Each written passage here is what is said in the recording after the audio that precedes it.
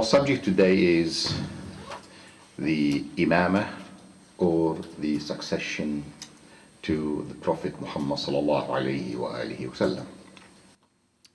So all kept silent except Ali, who was the youngest amongst them. He said, "O Messenger of God, I will share with you this responsibility, and I am with you all the time."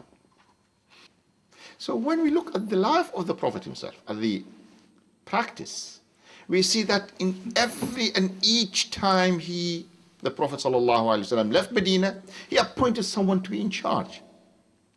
And when we ask how Muawiyah became caliph, they say it was only by sword and using force. Right? The Shias say that the only criterion is the appointment, that the Prophet ﷺ appoints someone as successor. And he did. He did in many occasions. He did in the Da'watul Ashira, in summoning the family. He did in tens of occasions, we are going to mention them. And he did in Ghadir Khum, which was in the farewell pilgrimage. But if you do not agree with this, you have to stick to only one criterion. Tell us, who has got this? If it is consensus, it means that the Khilafah of Abu Bakr was correct and the Khilafah of the rest was invalid. If it is appointment as Abu Bakr appointed Umar, which means that consensus has no value and consultation has no value, the sword has no role at all. If it is consultation, which means that the previous number 1 and number 2 were invalid. And when come to Muawiyah, we see, unfortunately, he denied all these. There was no appointment from the previous caliph. There was no consensus. There was no consultation. He used only the sword to force people to accept him, people of Damascus, Sham, to accept him as caliph and the person in charge. And he fought Ali and said that I'm caliph, whilst by all historians and all records and all reports, the only correct consensus was done, it was only when people all paid allegiance to Ali alayhi salam. The consensus regarding Abu Bakr was not complete because Bani Hashim did not attend the bay'ah. Many of the companions like Abu Dhar, Ammar, Al-Miqdad, Salman, and many others refused to pay allegiance to Abu Bakr. And let me be very frank with you, we hate the sectarian conflict. We are not pro any disunity, but when it comes to the issue of Aqeedah, the faith, the belief, we have to establish that on something very, very strong and concrete.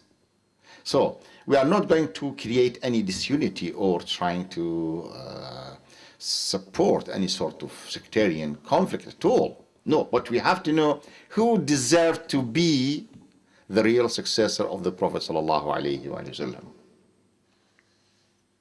Now, with the absence of Bani Hashim and the refusal of many companions to pay allegiance to Abu Bakr, even the consensus doesn't make any sense, because consensus means what? 100%. So are these people nothing and nobody to be counted in the consensus? Here we face one tragedy which was very, very sad in the history of Islam. And that is that the Prophet ﷺ gave certain merits to Ali that none of the Sahaba shared with him those merits and qualifications. First, the Prophet ﷺ said, I am the city of knowledge and Ali is the gate for it.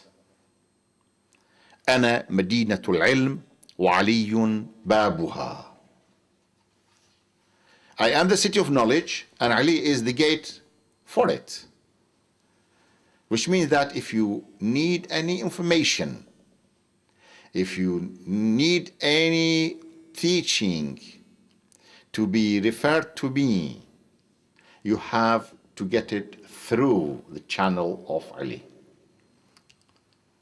In many, many occasions, the Prophet ﷺ said, Ali is the most learned and well acquainted about Sharia compared to all Sahaba. In many, many occasions, the Prophet ﷺ said, Ali is to me like Harun was to Musa. What was the role of Musa and Harun? What was the role of Musa and Harun? Have you heard of the prayers of the first 10 days of the Hijjah, which is mustahab and recommended to pray during the first 10 nights of the Hijjah between Maghrib and Isha? In that Salat, it is reported from Imam Sadiq alayhi salam that those who have the opportunity to go for Hajj, all right, they are doing well. But those who stayed behind and didn't have the opportunity to go for Hajj, if they pray this prayer, which consists of 2 rakats, during the first 10 nights of the Hijjah, will get the reward of Hajj. In these 2 rakats, you recite Bismillah ar-Rahman ar-Rahim وَوَاعَدْنَا مُوسَى 30 لَيْلَةً. Then until the rest of the ayah, but I'm not going to give you the details of the prayer just now, but what I concentrate on is, the whole story is this, that Allah subhanahu wa ta'ala invited Musa alayhi salam to a divine meeting, and this is called Miqat Rabbihi. And this happened where? In the Mount Sinai, or Sina, in the Mount Sinai. And Allah subhanahu wa ta'ala has fixed 30 nights for that meeting, which was purely spiritual. According to many commentaries on the Quran and Hadith, that Musa was told and ordered to refrain from certain things, including brushing his teeth. But in the last night, he brushed his teeth, and Allah subhanahu wa ta'ala extended the meeting, the spiritual and divine meeting, for 10 more nights.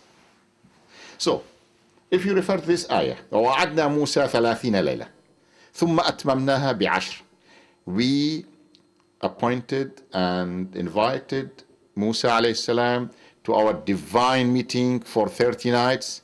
Then we completed that, we added to them 10 more nights. فَتَمَّ مِيقَاتُ رَبِّهِ 40 لَيْلَةً. Then this divine meeting completed in 40 nights. And look at Musa and Harun.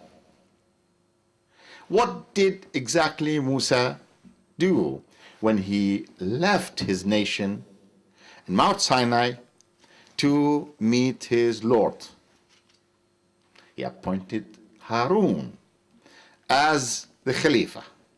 وَقَالَ مُوسَى لِأَخِيهِ هَارُونَ. Musa said to his brother Harun, أخلفني في قومي.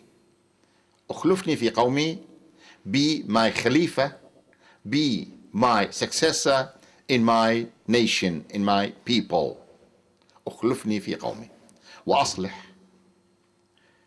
do reform, ولا تتبع سبيل المفسدين, and do not follow the path of the corrupt.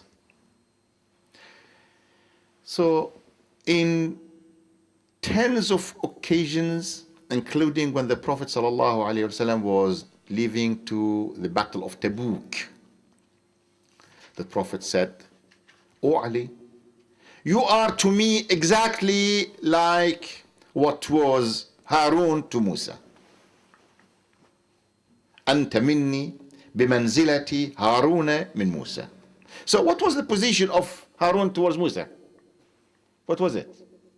He was his successor. He was in charge in his absence. So even for 30 nights or 40 nights, in the beginning it was 30, then it was added to become 40 complete nights. Musa alayhi salam appoints Harun as his successor, as Khalifa. وإذ قال موسى لأخيه هارون اخلفني. اخلفني means you become my successor, you my deputy in my absence. وأصلح ولا تتبع سبيل المفسدين. And this is recorded in tens of references that the Prophet ﷺ said, "O Ali, you are to me exactly like what Harun was to Musa." But what made that very, very complete is the incident of Ghadir. In Surah Al-Ma'idah, Surah number 5, we notice that an ayah was revealed to the Prophet sallallahu alaihi wasallam, and it clearly tells the Prophet sallallahu alaihi wasallam that you have to declare something, and if you do not convey that, if you do not declare that, you are as if never done anything. And this is in Surah Al-Ma'idah, Surah number 5, ayah 67. Let's read. يا أيها الرسول, O the messenger, بلغ, convey, ما أنزل إليك من ربك, what was revealed or sent down to you from your Lord. وإن لم تفعل, if you don't do, فما بلغت رسالته, you haven't accomplished his message and mission. والله يعصمك من الناس. Allah subhanahu wa ta'ala will protect you from the evil of people. This is in Surah number 5, ayah 67. Let's concentrate on 3 words in this ayah. First, Ya ayyuha rasul, or the messenger. So this is done on his capacity as a messenger, not in his capacity as cousin to Ali, as ordinary administrator, as someone who was ordered to be good to his relatives. No. Ya ayyuha rasul. He is addressed in this ayah as what? As Rasul, as someone who is the last and final messenger of God.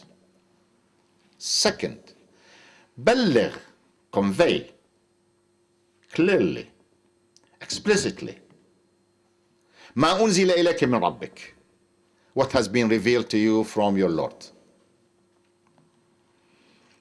And we ask everybody with common sense, didn't the Prophet convey the necessity of prayer? Of course he did. Didn't he convey the pillars of religion, that to declare Shahadatain and to believe in the messengers and to believe in the Day of Judgment? Of course he did.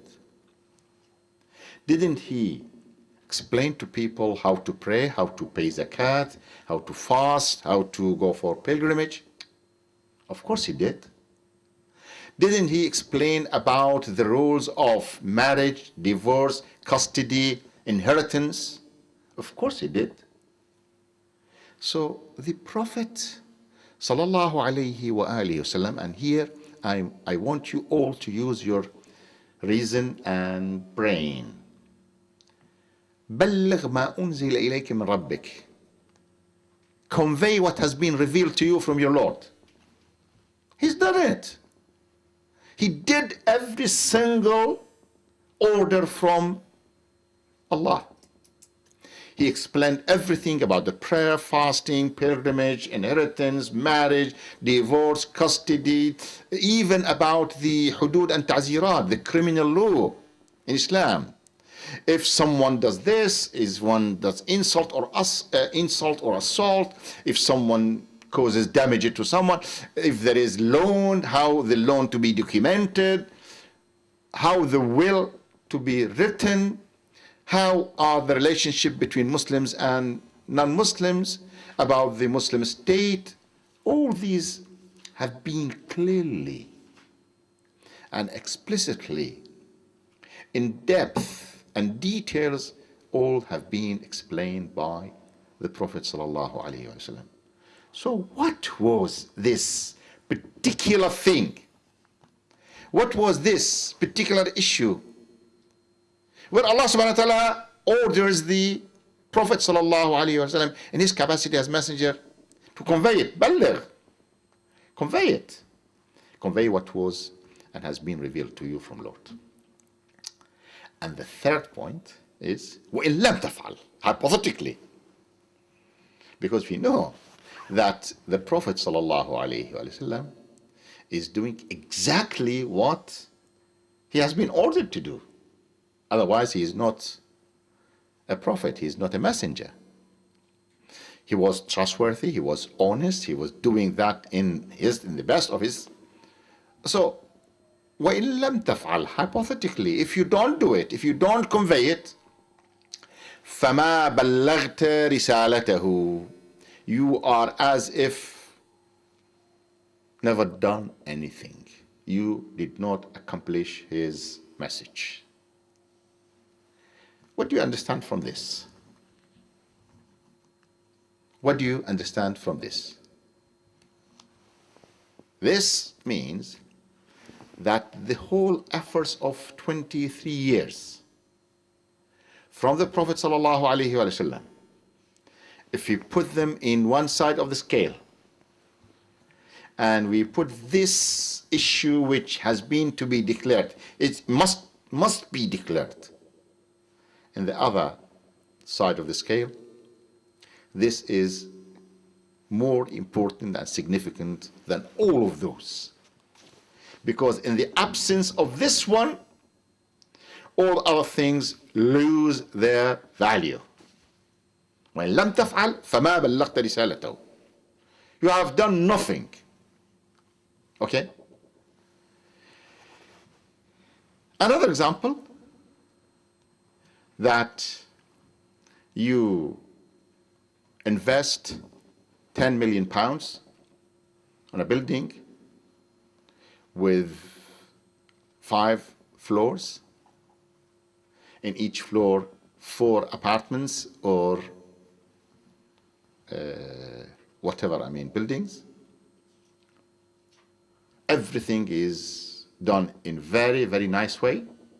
The plumbing, the wiring, the lifts, everything is taken care of. But you forget to make the entrance to that building. Tell me, can anyone make use of any of the flats or apartments of that building when the door is closed and no one can enter? So Allah tells the Prophet ﷺ in this ayah O Messenger, you have to declare, you must convey what has been revealed to you. If you don't, it is as if you've done nothing, which means that there is no value, there is no use, there is no way to make use of that building and those flats when the entrance to it is blocked. It only can be of use when you allow people to enter. So what was that particular thing? What was that particular thing which has the weight and significance to be equal to the significance of other things the Prophet did throughout the 23 years of his prophethood? The last sentence gives us a clue. And what is that clue? Wallahu ya'asimuka min al-nas. Allah will protect you from people. So this shows that the matter, the issue, the task, that particular thing to be declared and conveyed is so important that there is possibility that some people might challenge you. And nothing is more challenging than what? Than seizing the power, having the position, being the head of state, being in charge. So, if you do not do this, you have done nothing, but I assure you, this is Allah subhanahu wa ta'ala saying to the Prophet, we assure you that Allah will protect you. Don't worry. Wallahu ya'asimuka min al-nas. No one can deny any of the facts and the things which I said about this ayah. No Muslim can deny. No scholar has denied that. Everything was there. Now, this was revealed to the Prophet ﷺ when and where? It was in the farewell pilgrimage, when everybody was reaching a point where people of Yemen would go this direction, people of Iraq go that direction, people of Najd go that direction, every people would go to their cities and their areas, and here was the place, the junction, where different exits were heading to different destinations. And that place was a pool called Ghadir Khum. Ghadir Khum was normally, nowadays we have the pipes and the water supplied to houses. The only way to get water was either the rain, which is very, very rare in Saudi Arabia or Hijaz. So either the wells, no rivers, or these pools where collect the rain from the time of winter. Reservoirs, but natural, not man-made. That place was called Khum. The Prophet ﷺ ordered those who proceeded to come back. Those who are held back to hasten and join. Then, after everybody was there, the Prophet ﷺ asked the Muslims, am I not awla, alastu awla bikum min anfusikum? Have I not authority over you more than what you have over yourselves? When someone is in charge, somebody is in charge of somebody else and has the right to make the authority to make the decisions.